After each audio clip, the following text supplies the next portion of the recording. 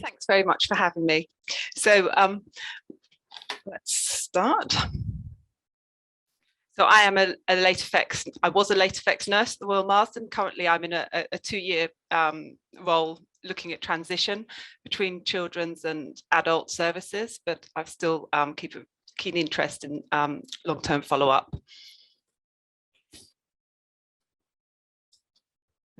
Why are you not going forward now? Let's try that. That's it. So when I was asked to do this talk, I thought, well, how easy can this be? It'll be. I mean, how hard can it be to talk about one's own working day? And then I started to think about the wide range of stuff that I did every day, and often juggling many jobs all at once, and how that working day can vary so much from one week to the next. It suddenly got a whole lot more complicated. And then I started to think about all my nursing colleagues from across the UK and Europe working in late effects, and how often we really do work in very different ways. And I started to realise that defining the role of the nurse was not going to be an easy task. There's no recognised training programme for nurses working in the field of childhood cancer late effects. In the UK, we do have some postgraduate training in childhood cancer nursing, but long-term follow-up and the late effects of childhood cancer were barely touched upon. For many of my European nursing colleagues, access to further education and development opportunities are even more limited. But this has not stopped nurses from all over Europe working to grow and develop their roles and skills, abilities to help meet the diverse and often complex healthcare needs of childhood cancer survivors. Nurses working in the fields of long-term follow-up from across the UK and Europe have all grown their role and adapted to meet the healthcare needs of childhood cancer survivors within their own country's healthcare systems and local resources. So it's unsurprising we all work in slightly different ways. As the numbers of young people surviving cancer grow and the long-term follow-up services expand to meet the demand, it's essential that nurses are included in the development plans and resourced appropriately, as the nursing profession are well placed to support the drive to ensure all childhood cancer survivors and their families receive the support and the care that they need. Good. When considering my role as a long-term follow-up nurse, first and foremost, I see myself as an integral part of the multidisciplinary team, working together to optimise holistic care. In this presentation, I have tried to focus on the aspects of the service that perhaps as a nurse, I have the greatest influence. However, the reality is that our roles are interlinked and overlapping. And as the service adjusted for the 18 months of pandemic working, this became particularly obvious. The diagram on the slide gives an outline of our working week. Much of my own working week consists of writing and updating the individualised treatment summaries and long-term follow-up care plans that we offer to every young person attending a long-term follow-up appointment. Reviewing electronic medical notes, recalling radiotherapy notes to check doses, requesting further information from other specialities. It can be a painfully complex and slow process. We hold a number of different clinics, some nurse-led, some doctor-led. Nurses do tend to do the bulk of the new patient introductions to the concept of what long-term follow-up is all about, which can be quite shocking for a lot of families, the psychosocial assessments and the transition work. But actually, in reality, clinic time is actually a small percentage of my working week. I spend a lot of time, and I do mean a lot of time, coordinating the service and patient care, organising and overseeing what happens to patients, screening referrals to the service, booking clinics, arranging long-term follow-up screening, and helping patients to coordinate and manage multiple clinic appointments within multiple specialities across several hospitals. I use my specialist knowledge of late effects to advocate for patients' needs when communicating with others who may not have the same understanding of the health and screening needs of childhood cancer survivors. I am, after all, the easiest and most available point of contact for most healthcare professionals, patients, families across the hospital and externally, because my focus is on long-term follow-up, whereas many others in the team have to balance it alongside their acute oncology work.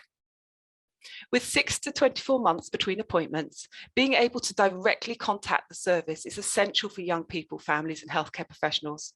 So I'm there to provide timely answers to questions about possible relapses, unlikely, late effects, very possible, immunisation, yes please, COVID and more.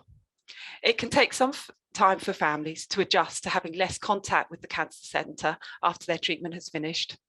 So an important part of my role is helping young people, families to adjust and rebuild their confidence in their local services and support network.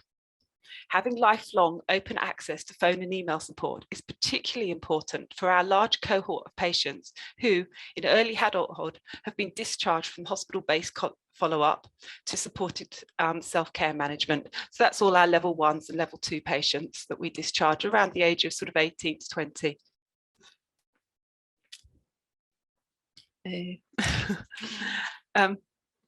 As a healthcare professional, we only see young people and their families for what is essentially a very short period in their lives. In common with most long-term follow-up clinics, we see young people maybe once or twice a year, and sometimes even less frequently. Childhood cancer survivors and their families and networks are expected to navigate follow-up care appointments, adopt healthy lifestyles in an effort to reduce the risk of late effects, manage any existing late effects, and cope with the psychosocial ramifications of having had a life-threatening disease in childhood. And this is a big responsibility, and one that they do alongside all their other daily life responsibilities. And they're going to be doing this for the rest of their life, because as we know, the risks of late effects don't go away as the child gets older. In fact, they get higher. As a nurse working in long-term follow-up, much of my role is considering how best to support each young person and family, integrate their individual cancer experience and the manage of potential late or existing late effects into their everyday lives, so that they might achieve the best quality of life possible for them as an individual and a family. The goal is to support young cancer survivors to develop into informed, independent, capable adults, capable of making their own healthcare decisions, confident in the knowledge that they know when and how to access further information and support if and when it's required. Enabling childhood cancer patients to feel confident and able to manage medical and emotional consequences and lifestyle changes brought about by the cancer and its treatment is not easy, but it's essential to optimizing their health and recovery into adulthood. The Global Partners for Self-Management in Cancer define self-management as the individual's ability to manage the symptoms, treatment, physical and psychosocial consequences and lifestyle changes inherent in living with a chronic condition. Incorporating the principles of disease self-management into routine care has become an accepted standard of care for young people with several childhood diseases, including diabetes, cystic fibrosis and asthma. But cancer is rather late to this playing field. But as cancer is increasingly recognised as chronic disease with health consequences that can last a lifetime, the importance of integrating the promotion of self-management into cancer care is growing. Promoting self-management requires a move from the vertical paternalistic view of cancer care to a more horizontal integrated process with young people and families as partners at the centre of that process. It's not simply about giving information or having information.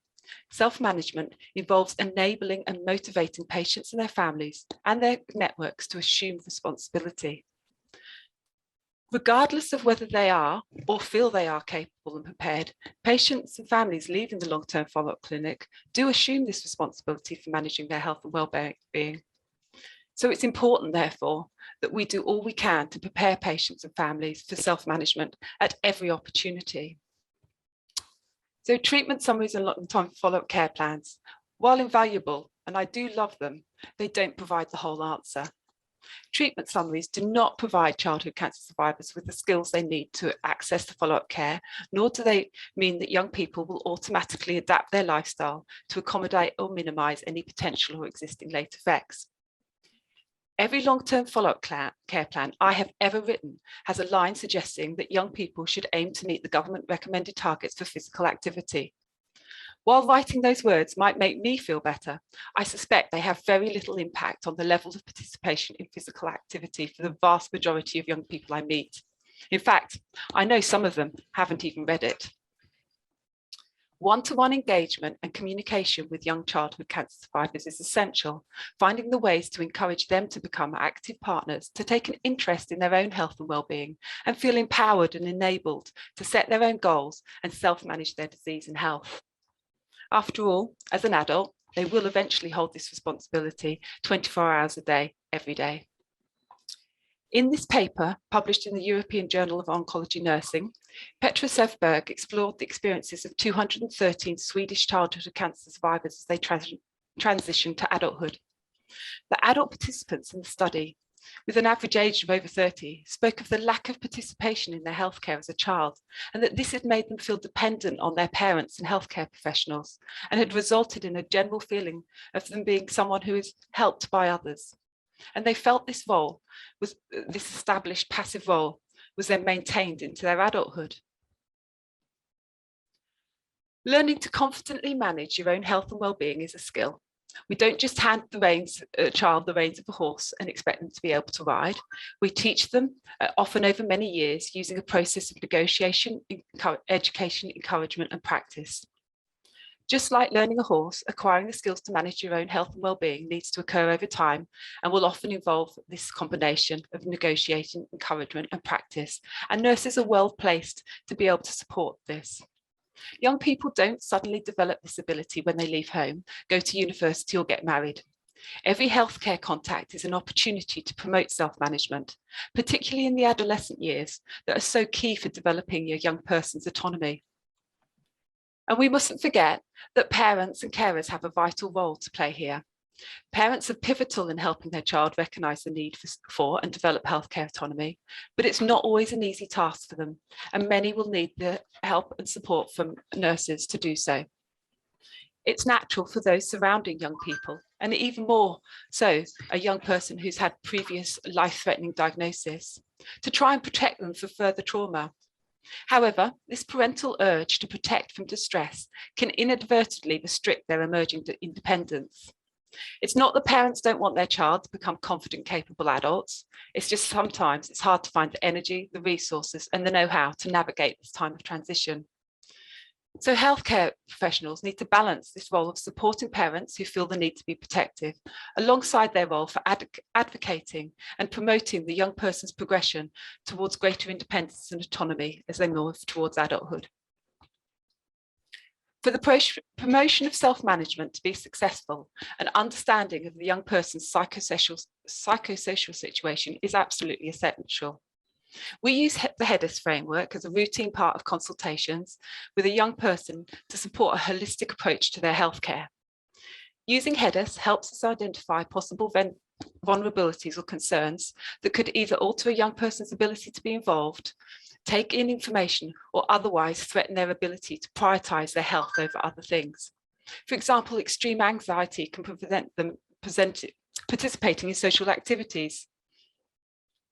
Using HEDIS to identify the young person's strengths and resources is also important.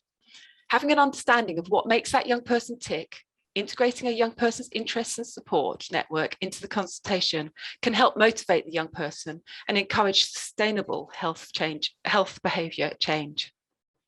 When talking to young people about the things that matter to them, it's important to be sensitive to aspects that the young person may wish to discuss in private.